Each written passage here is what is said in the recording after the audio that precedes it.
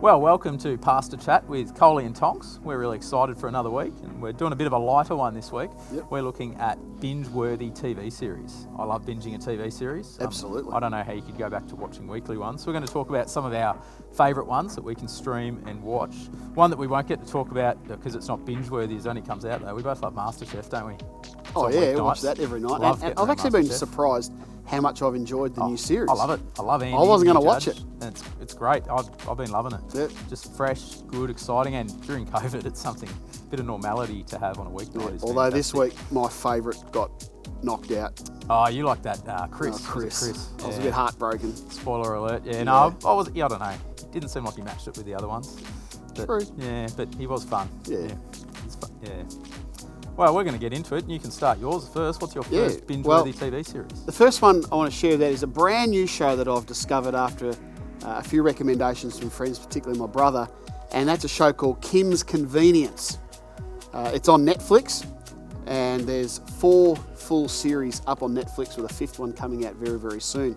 So it's about Mr. and Mrs. Kim, Korean immigrants that run a convenience store in Toronto. So there's one for the handos to get into.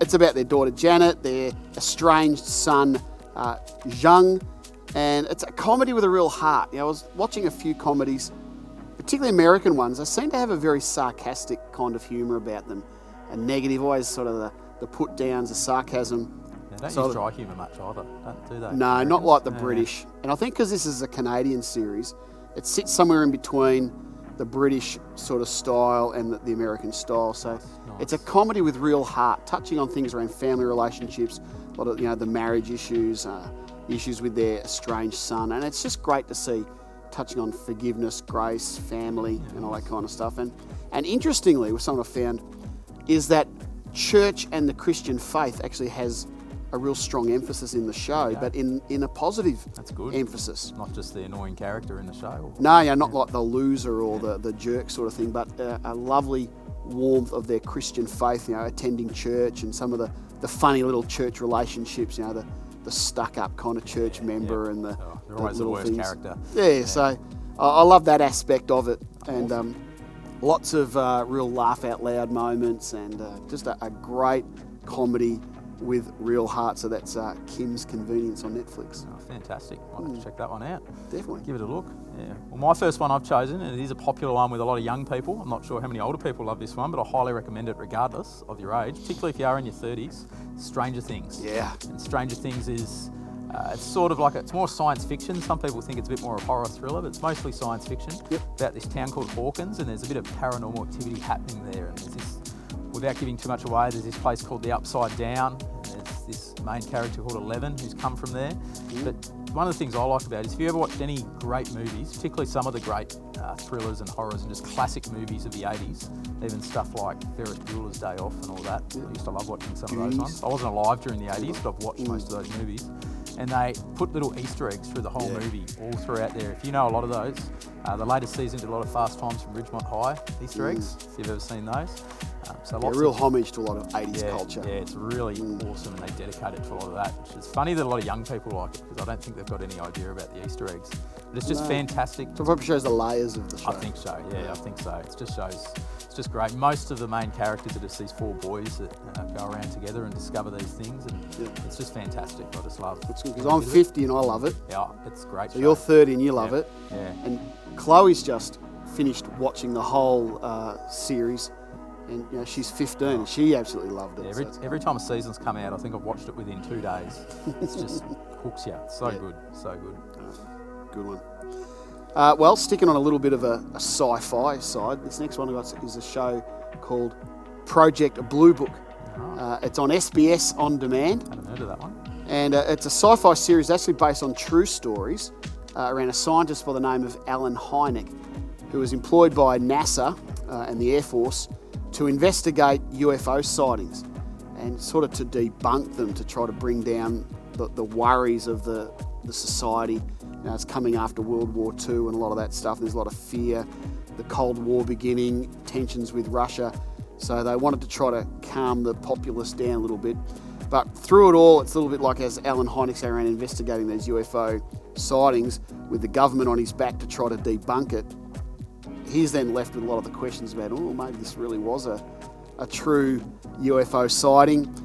Brings in a real thriller with government conspiracy, government cover-up, Russian spies trying to find out, are these UFOs actually brand new things from NASA and the Air Force, experimental craft and weapons and things like that. So it's a real edge-of-the-seat thriller at times as well. A lot of people might have seen X-Files a few years ago, the X-Files. It's almost a little bit like the X-Files, but based in the 1950s. Great show. With all that. So I'm loving it. So it's 2 full series are on SBS On Demand. Right. And it's become very quickly an absolute favourite of mine. So Project Blue Book. I'll have to check that out. Love me sci-fis, but there's not too many good sci-fis going around anymore.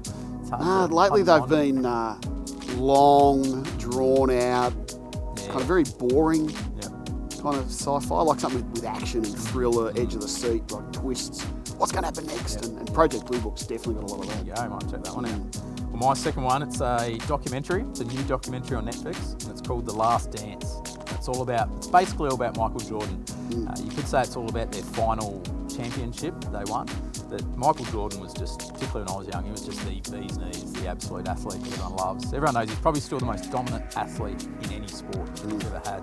And going back and hearing the story, seeing behind the scenes and seeing how much his team actually had to do with his success, it's just awesome. And I remember being young when he was alive, and I don't remember everything that was happening in the media because I was a bit young, so getting to see all of that and just watching his highlights, it's just incredible.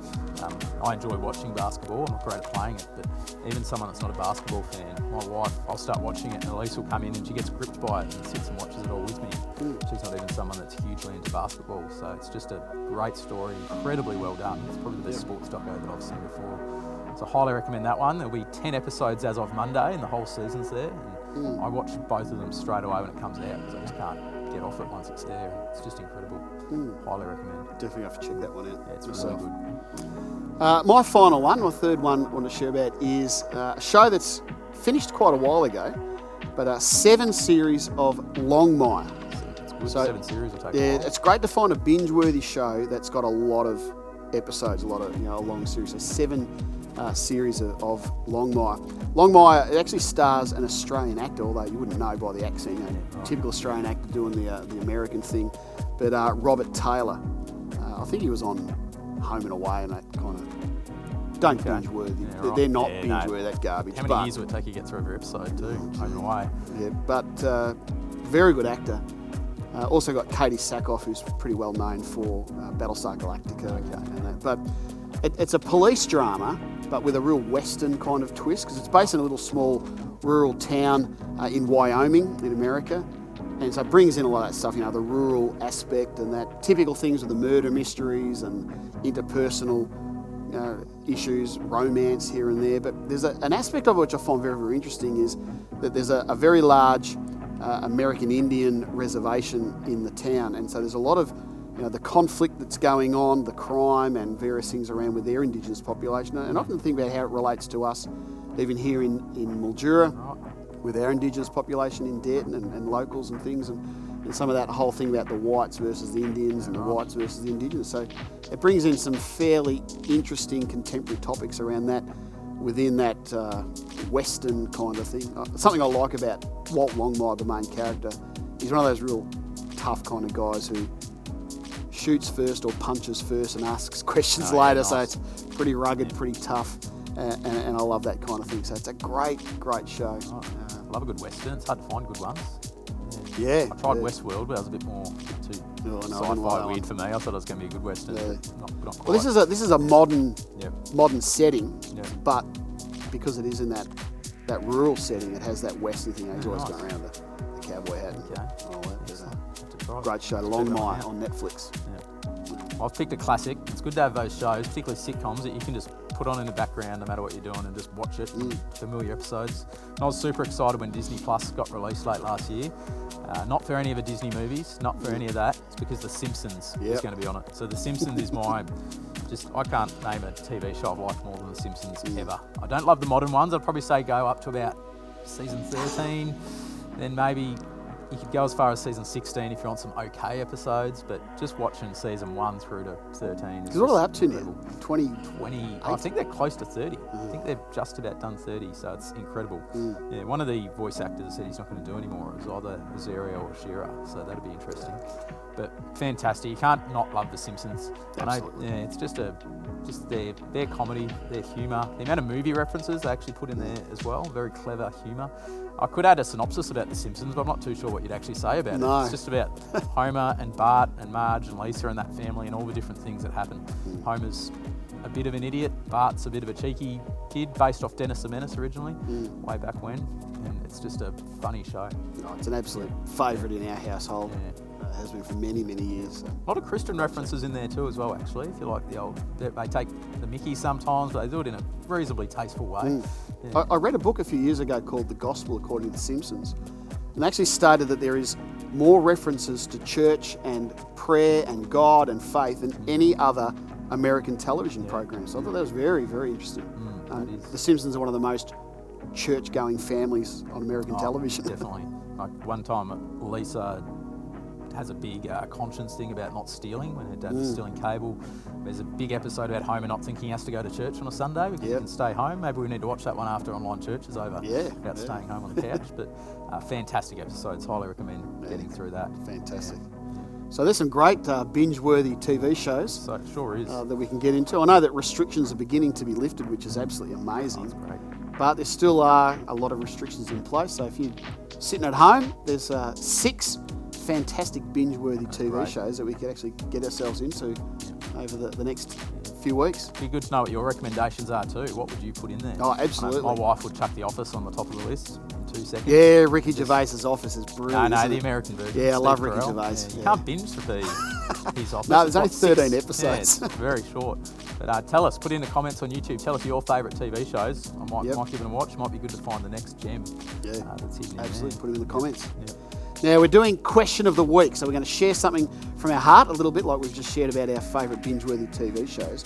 But we're also each week going to do Question of the Week. And if you've got any questions that you'd like to ask, questions about church, God, faith, might be a personal question about my life, Josh's life, that kind of thing.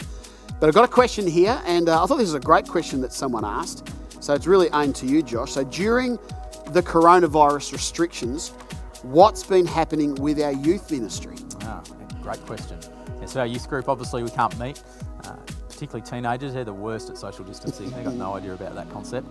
So we are now doing a few different things during the week. We're utilising Instagram a lot because we found a lot of our teenagers use Instagram, and we're putting our Instagram content on Facebook as well. But we're doing our devotions each week, putting them on Instagram and Facebook so that people can hear the devotion, know what it's about. Usually we do that live before we start the game portion of the program. So we'll do that now, and lots of people are watching it, which is great. So it's just about a different part of the Bible. So at the moment we're doing the beginner's guide to connecting with God. And we've had a different leader each week do about a 5-minute devotion about that topic. And we break off and talk about it. Friday nights is all about Zoom. So we all jump onto Zoom. We get about 40 kids there and all the different windows, and that's hilarious to watch. It was really funny last Friday, actually. We had Zoom. Wish I could have filmed it. We had a brother and a sister, and the brother put an embarrassing photo of his sister up, and she ran out, and we saw her go from one box and appear in the other box where her brother was and started belting her brother up. It was quite funny. And we're also doing some Instagram lives just to add a bit of fun stuff. So me and Ethan, and we'll mix it up with some other leaders, but Ethan and I, just this week, we did the Allen's Lolly Mix, and we rated what they were. We tasted them live on the video and put them from top to bottom what we thought was the best and worst. We did an Aldi comparison. We compared it Aldi's I did watch that dodgy brand versus the proper brand. That's good. So we're trying to keep that fun that you'd usually have at youth group mixed in with the serious side, and we're doing small groups as part of the Zoom meeting, as well as some variety in games as well. So we're hoping that they continue to connect. Sounds awesome. Sounds awesome. We've got so many young people in our church. We're pretty blessed to have some great leaders and all that. So in these difficult times, it's just been awesome to know that that's continuing. That's right. So, benefits brilliant. we've found too is parents can watch this content as well while it's online. So if parents want to know what we're teaching, if parents want to know the fun we have and what we do, just have a look at those videos as well. Click Fuel Youth onto Facebook or Instagram, and you'll get to see all the fun we have. Yeah, no, that's awesome. So thanks for sharing that one, Josh. Pleasure. So this has been Pastor's Chat with Coley and Tonks. It's been great to share with you again for another week, and we will be back again next week. And don't forget, if you've got your question, email it to either myself or to Josh, text it, or drop it into the comments below the YouTube video. That's it. Tell us your favourite shows. It'd be great to hear. Yeah, absolutely. See you next time. See you later.